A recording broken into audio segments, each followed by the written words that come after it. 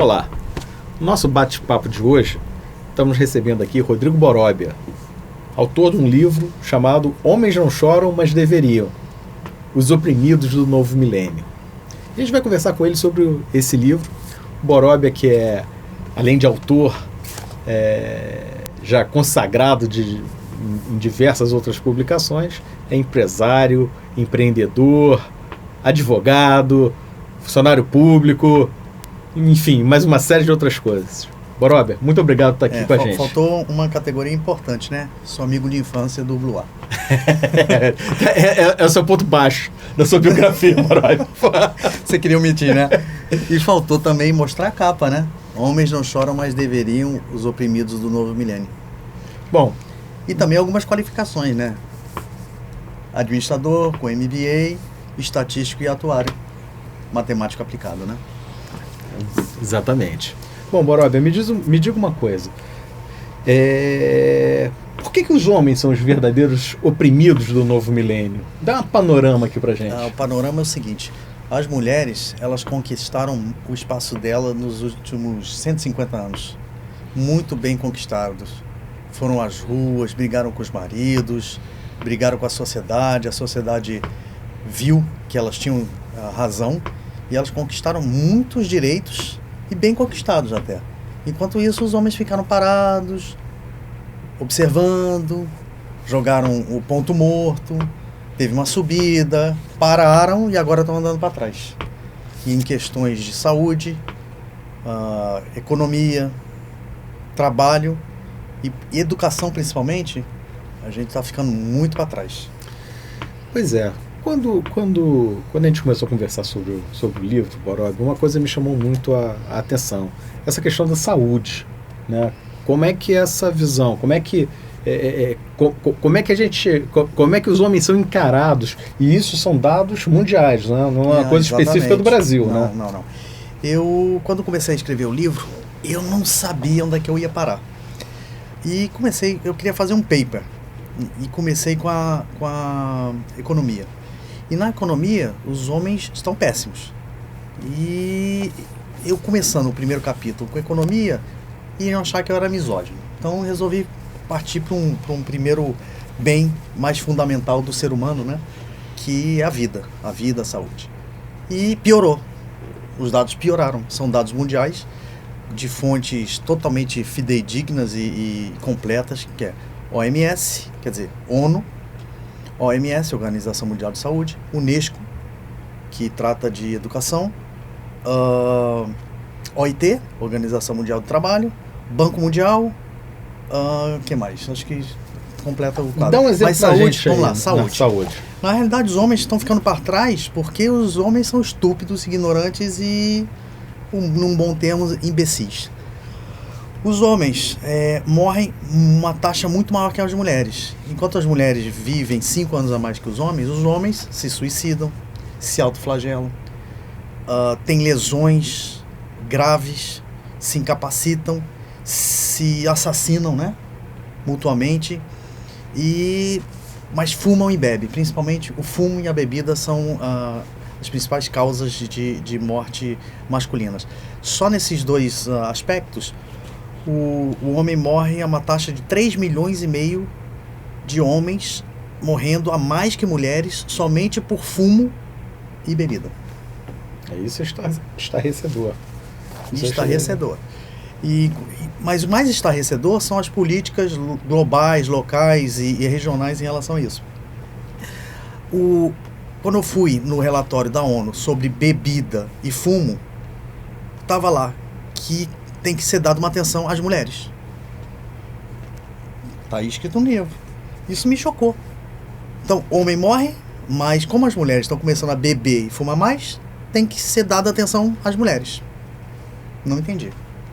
Então, achei isso, até escrevo no livro, que é um desrespeito.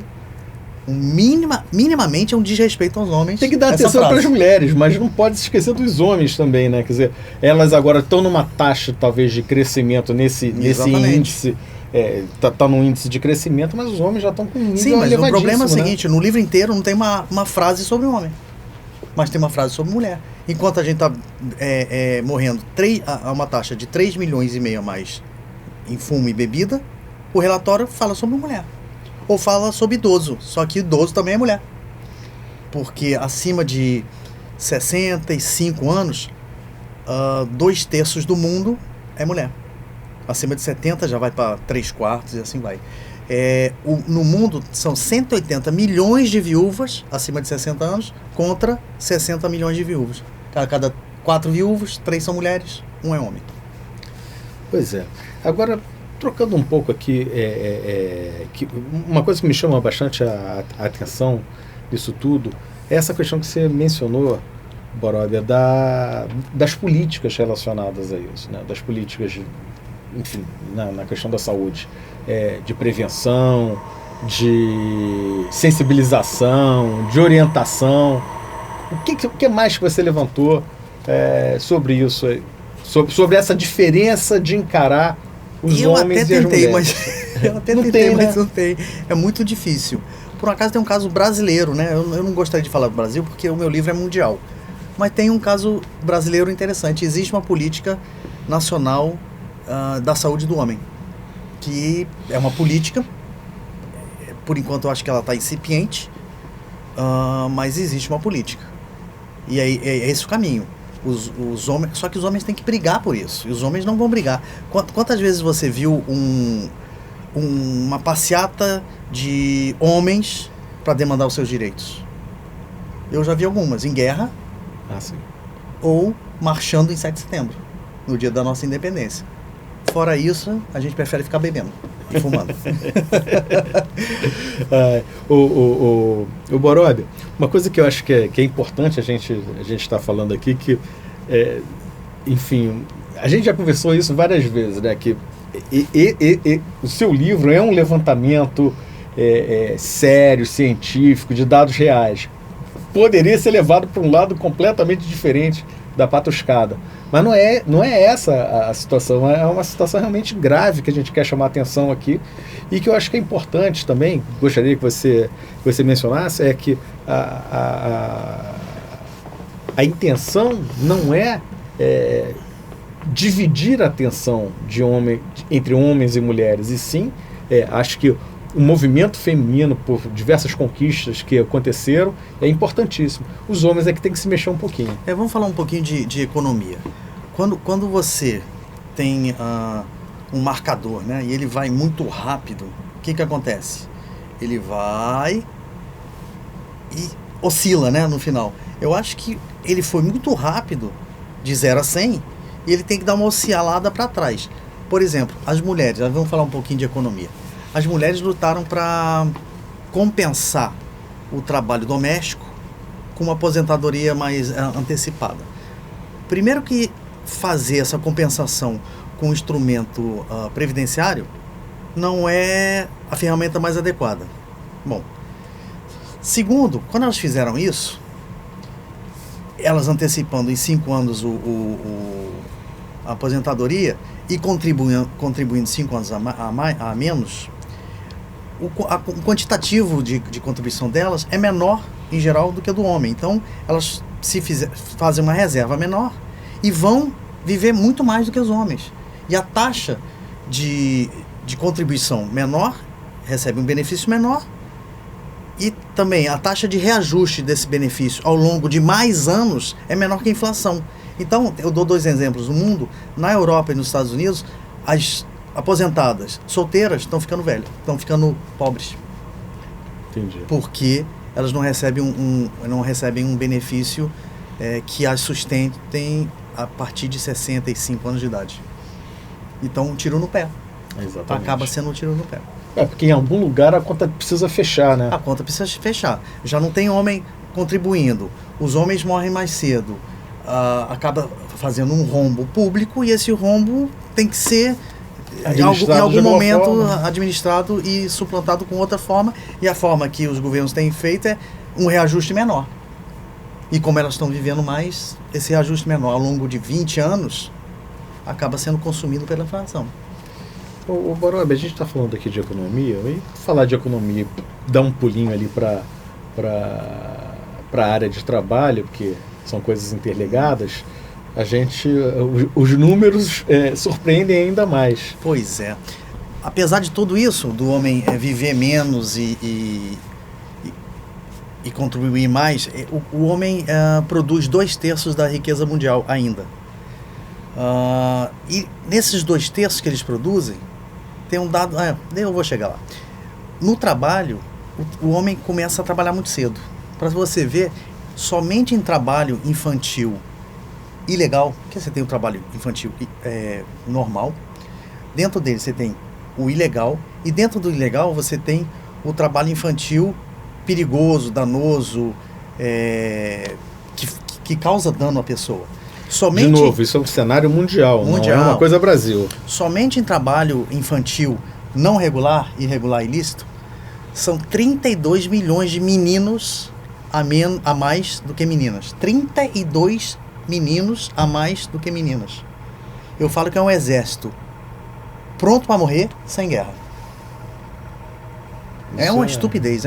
E principalmente na idade entre 15 e 17 anos, que é a idade que eles deveriam estar começando a pensar, a entrar na universidade, é onde tem a maior diferença entre homens e mulheres. Se eu não me engano, são 30 milhões de jovens nessa idade. 30 milhões. Aí vocês vão passar para a educação agora. Entre 15 anos, que os dados que eu tinha eram de 15 anos a 29 anos, no mundo também, existem 23 milhões de homens a menos que mulheres nas universidades. 23 milhões de homens. Aí você começa a ver essas correlações de trabalho infantil, com homem que não quer estudar ou não pode estudar nas universidades. Você vê que tem uma correlação muito, muito forte. E aí vem mais outra correlação, que uma das causas aparentes que homens acabam não entrando na universidade são homens encarcerados nas prisões. São 10 milhões de homens prisioneiros no mundo contra apenas 600 mil mulheres. 10 milhões de homens. Por quê? E aí a pergunta, mas por que os homens são encarcerados? Porque eles precisam botar a comida, eu falo a proteína, né? Precisam botar a proteína em casa. Homem que não bota proteína em casa não é homem. Então tem que botar proteína. Aí começa a trabalhar mais família, exatamente. Tem que trazer essa sociedade que a gente vive. Então tem que trazer a proteína. A primeira coisa que ele faz é tentar trazer a proteína numa caça legal, né? Exato. A segunda é fazer qualquer coisa. A terceira é fazer qualquer coisa de qualquer maneira. Muitas vezes ilegal. E essa ilegalidade acaba refletindo no encarceramento masculino. Agora, tem alguém preocupado com isso? Inclusive no relatório que eu peguei esses dados masculinos, estava encarceramento feminino. Eu peguei os dados de um artigo sobre as mulheres nas prisões. Vai fazer o quê, né? Pois é. O Borob, agora fala uma coisa aqui pra gente que eu acho que é importante a gente mencionar. Ainda sobre educação,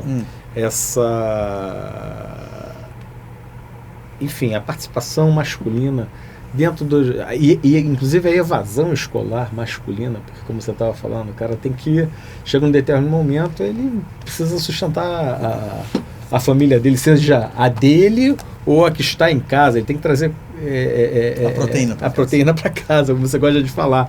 Mas e isso daí, no fundo, acaba sendo um reflexo, que você passa a ter uma geração onde as mulheres estão mais bem preparadas. De novo, não é nada contra, que os dois têm que estar bem preparados, né? Então vamos lá, um pouquinho de evasão e um pouquinho sobre as políticas públicas, né? A geração que começou a nascer por volta de 1960, tem um estudo de 1965, 70, principalmente a natalidade e a fecundidade que começaram a descer no mundo, deram oportunidade para as mulheres começarem a ter a sua vida, né? Então a natalidade caiu, houve muitos divórcios, separações, famílias com corte, né? Com unifamiliar de um pai só, que seja unifamiliar, mas eu estou querendo dizer de um pai só, uma mãe. E as famílias empobreceram também. E quando a família tem 2 filhos de 2 sexos, um homem e uma mulher, nos últimos 40, 50 anos, eles têm escolhido fomentar e dar prioridade às meninas e não aos meninos. Até com razão, porque os meninos estão dispersos, preferem jogar futebol, videogame e outras atividades sem muita importância educativa, né? E acaba que os pais, verificando isso e tendo poucos recursos, canalizando o investimento para a menina. E nesse sentido... Até porque o garoto vai cedo trabalhar. Exatamente, tem que trabalhar. Também. Aí você junta um fator com o outro. E acaba botando isso nas meninas. Outro aspecto disso é que os homens realmente estão escolhendo não estudar. E agora, terminando nesse assunto, os únicos 2 países que têm programa de incentivo ao estudo dos meninos por volta de 14, 15 anos, que eu encontrei, foi Inglaterra e, se eu não me engano, Irlanda. Ou seja, mesmo sendo observado que os meninos estão dispersos, que necessitam de apoio e ajuda, essa ajuda não existe em lugar nenhum no mundo. Bom, gente, é importante, eu acho que, de novo, eu reforço que isso são dados e levantamentos mundiais. Robustos, né? Robustos, científicos, estão lá, são relatórios aí de organismos e organizações importantes e independentes. Deixa eu só, de novo, esse livro tem 300 remissões de teses de doutorado, mestrado, papers, ONU e organismos mundiais de alta verossimilhança, né? De dados robustos e se eu tiver errado é porque me enganaram. Esses 300 papers me enganaram. Bom, mas nossa intenção hoje aqui era chamar a atenção para essa... Pera aí, pô, pera aí. Chamar a atenção para esses dados. E se você quiser saber um pouquinho mais, ter uma noção do que está acontecendo no atual momento, né? Não deixa de ler aqui o Homens Não Choram, Mas Deveriam, Os Oprimidos do Novo Milênio, do meu querido amigo Rodrigo Boróbia. Até a próxima.